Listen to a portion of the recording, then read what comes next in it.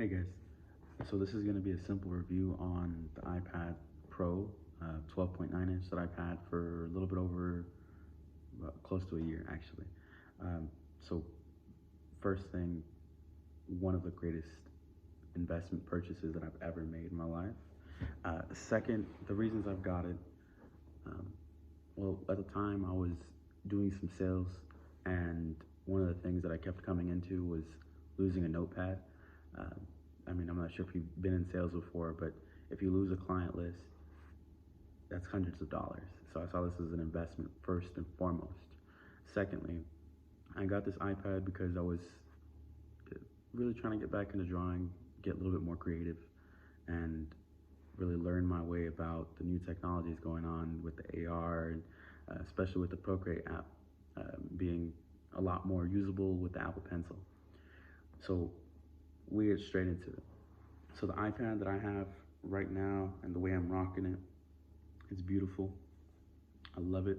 Uh, right now I have this composition notepad cover over it.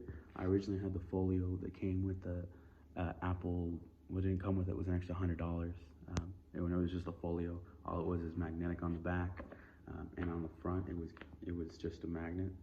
Now this thing has the same feature where it opens magnetically, and it locks it every time you close it, which is great. Another thing is this one actually comes with a Apple Pencil holder. Now I didn't get this until most recently, and I really should have gotten it. And if you're thinking about getting an iPad, and as well as the Apple Pencil, think of one with the carrying case with the pencil holder. Otherwise, this is my second Apple Pencil.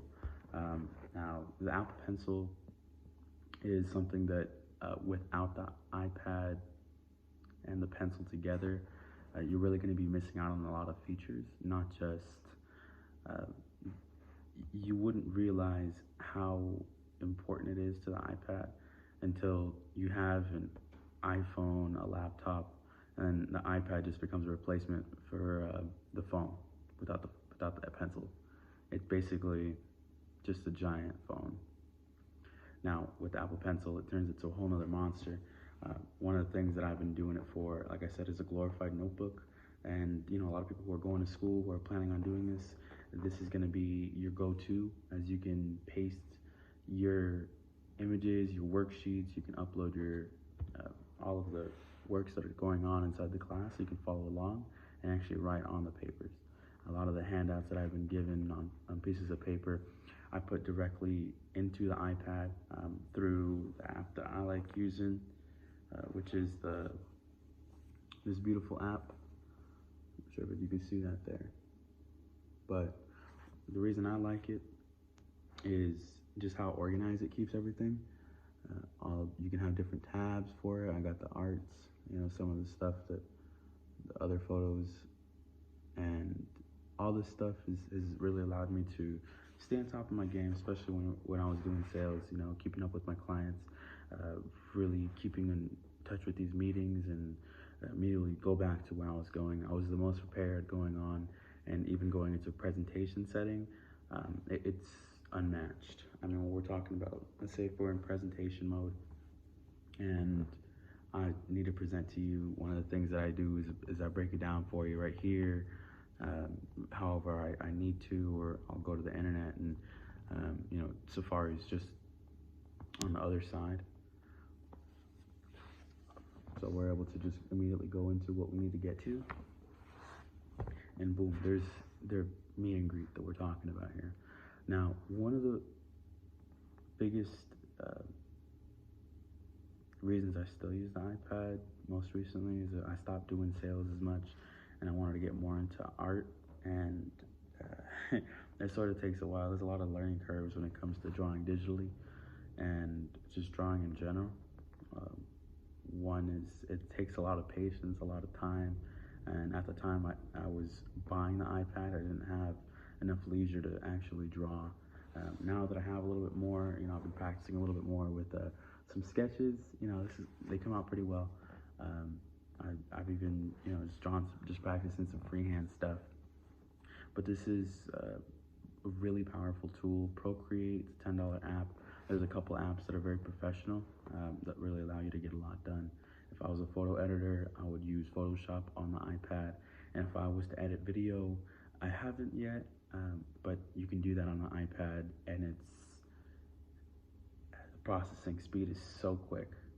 I've never had a lag on this thing. I've never had to wait for something to finish buffering, and even rendering a couple minute videos takes a couple of seconds.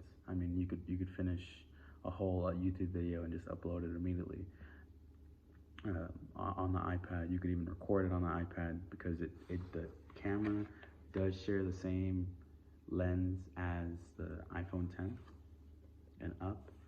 So the quality that you get is phenomenal. One of the other things that I haven't seen too many people mention is the Face ID. Now, people who don't know, the iPad Pros, both the 10 and the 12.9 inch, they come with the front-facing cameras and replacing the home button. I wasn't sure how I was going to feel about that, but the borders are so thin. You really get to have such clean borders. It's such a clean presentation. But more importantly, the Face ID unlock. I'm not sure if you can see it here, but no matter what orientation you're in, it'll unlock. You see that right there? It unlocks. So it could be upside down completely, and unlike the iPhone, it would still allow you to get back inside. So we could see, let's see. You can see the little unlock. So any orientation works. So it doesn't matter, you know, if you're drawing on it, you're presenting it to someone across the screen. It really allows you to not have to think about it, you know, not having to think about a passcode and worrying about if all your information is secure. The iPad is really a powerhouse for everything that's you could really need in either a classroom setting, if you're video editing, if you're learning how to draw. One of the biggest things is get the pencil for any of them. You're going to be writing notes, and one of the three things that I would suggest getting is number one, iPad. iPad is definitely something that it can add to your workflow and really allow all your things to coordinate together. The second thing is, of course, a wonderful case that you can use to hold both your pencil if you're getting it, and something maybe to add a little personality. And this is pretty fun. No one's going to bat an eye on it. And it also comes with a bumper case. Now, you'd want an iPad case for the thinness of it. It is extremely thin, and it's the same size as a piece of paper, which is great, but it also means that they compromise the metal a little bit.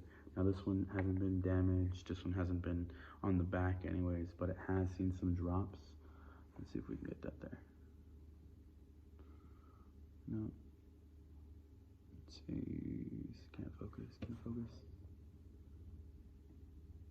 Okay, it doesn't want to focus. It's all right, you can see that, some dinginess to it, where I've dropped it a couple of times. You know, it's not the prettiest condition, but that's why I got the case. It's because it actually, the folio case, the $10, it does not protect it at all, and this thing adds the same portability to it, while allowing it to actually keep the pencil. Like I said, this is the second pencil, $129, and if you lose it, it's one of those items that, just like AirPods, your phone, or your wallet, you want to have it every time you're using this thing. So that's my review of the 2018 iPad Pro. If you guys found this useful in any single way, I know this is kind of off topic, and I was kind of all over the place, but this is my first video. Either way, enjoy. Hopefully you guys get an iPad or get more use out of yours.